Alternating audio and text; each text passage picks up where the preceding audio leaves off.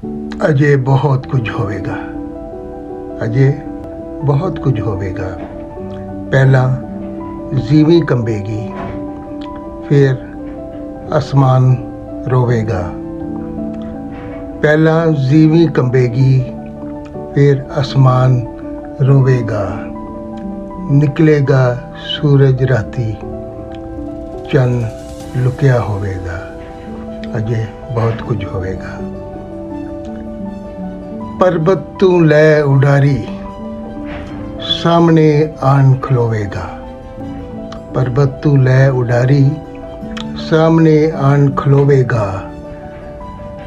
बदलां दा आवारा टोटा, सारा मंजर धोवेगा।